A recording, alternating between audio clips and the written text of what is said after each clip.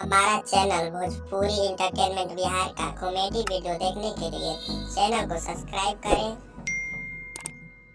बेल icon घंटी को दबाएं। समय ढेर हो लिखले के चाहता यार। अरे भाई हमार तो हे जाइल वाला हो। अरे का करी मरते उन्हें मार गर्मी से हौल भइल बा। तो घरवा काहे नहीं लेबो एकदम तो हम जानी के गजब हाल बा। पहले हमारा उतर संगे संग खेलत रह जा बाबा दूर पहले भाग अब पूर्वा कब हत जगह पड़ारा हो गइल जब खेलत चल रहा तो हमारा भेंट तो कम से कम कर ले। पहले तो गली में तो कटौल करत रही जब करबे त जानत नु तो वो तो बात बाटे हो जाई। तो आ भी गथ बरतियो में नहीं हम तार पर खिसियाइल रही। अब बरतिया में हमरा के का कहि अब हमरा ऐसन अब सब कोई आई गिरे तो हम घर रखाई कि तहर बारात करे मतलब भला हम जाग के चल नहीं ना तो तू तो चलिए जीत जानता। अब जा तनी हम गांव सुबह रह गेल ना मिजाज खराब भइए जानले नु हमार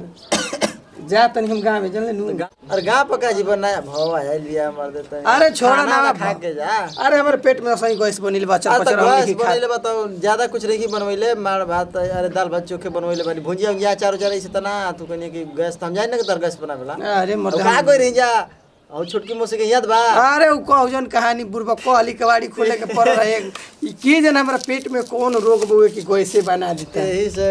अथु दाल भात चोखे बनइले चलत तब खा ले हम का हम खाई रे मर्दे कहीं का फिर कहियो आईती त हम खइती कहियो अबे बा तू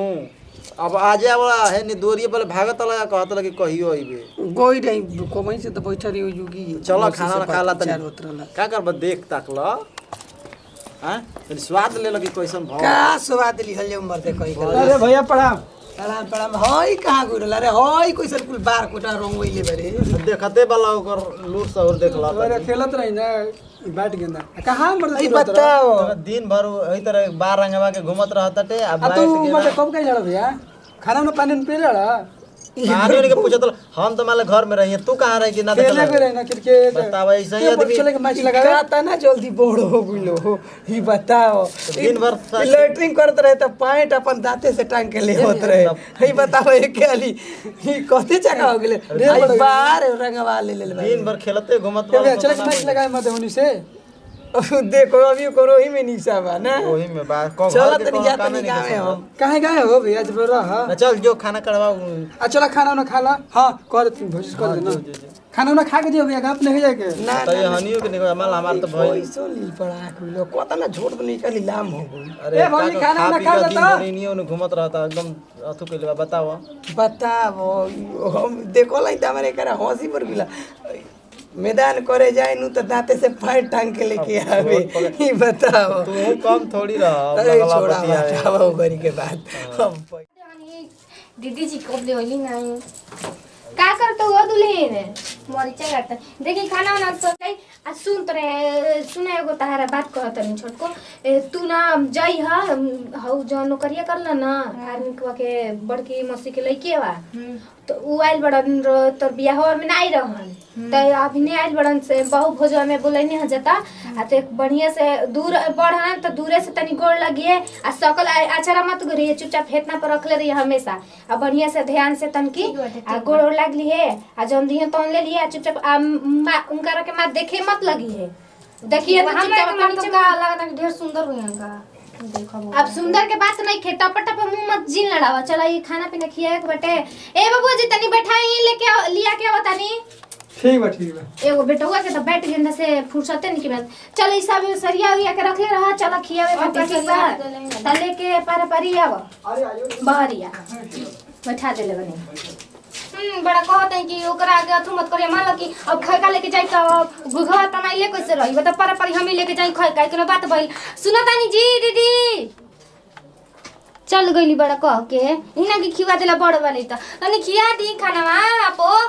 अरे तो हर आज बाहु भजटे आज बाहु खियावेली ना बाहु कैसे से छूना हम बताओ त गावे सही होला कैसे होला ना तो हमनी के उ रीति रिवाज ना हर रीति रिवाज चेंज हो गइल बटे सब करे गावे नहीं हमरा मन अब भेटना पर को के जाई अब खाना कैसे दे पाई अरे ता घर ही के आदमी बड़ा ना खाली तो चली त बड़का खाई के लेके बाबा जो छोटका छोटका और ई सब बारह सना आउ आप तोर दुल्हा बड़ा आउ खिया पिया के अपन हाल चल है धारा नहीं ना आपो लेके चलती त ठीक रहित नाही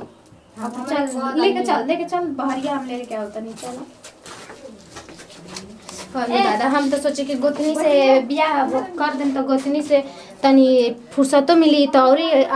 आवत या तो हमारे के काम हरा देती है बाबू कैसे तू आके चल जो हमके अरे रह भाई हाथवा धोली जहां दो अरे पंद्रह तुम बकना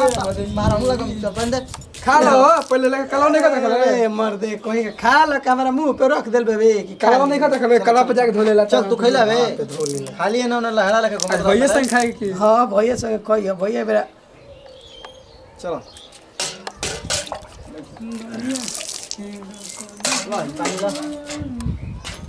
दो गिलास में 3 गिलास नहीं बैठा जा बैठा हट बैठो तभी चल खा के देखो कि भावा कैसन बनैले बैसन गोड़ लगता नहीं जी। देखिए भासुर हवा दूर रही ले कहाँ के कपड़ा काजी मने आज से टाइम मिलल है आवे के क्या करम आज होता करे भैया रुक आ जाए दे भैया के साथे में खाई नहीं खाई खाइबा हो ए मर्दे अबे तिले खाती ले आवत हमरा के ना ना ना ना ना ना खाना अरे हमरा गैस बनेले में हम ना गैस बनैले बा काहे के गाय आ गेल चलो बैठ चलो खा देखिए कर रहा है निकले के परी तो कर रहा हम कहता रही कि हम का हमारा रिवाज ये तो हमने का सारी सुरत खाना किया होगे आंटी की माने नौकरी करत तनी एकदम दबाई लगनी अरे एगो भावा हिया अरे का भवा का हम कहीं अब हमारे ऐसे हमारा कहत रही हम आईती है क्या बढ़िया से अबे बढ़िया से करम पहुंची तो अबे देवही ओही के मारन ना उतरा का घरवा अरे हां उस समय तो लागत हटे बान अरे का एकदम बेइज्जती करैले वाला हमार निशानी दो हम कहीं ना कि हमार भैया तू कमालन मुंबई में अरे अब हम का कहीं हमनी जाना जेवन कह देला जा जय हां देखा था त भावा को से पूछ ढली रे बबुआ धल आज भरना धरबो धल साड़ी उड़ी का नहीं अब हट जा अब खाए दो और कुछ साड़ी उड़ी दो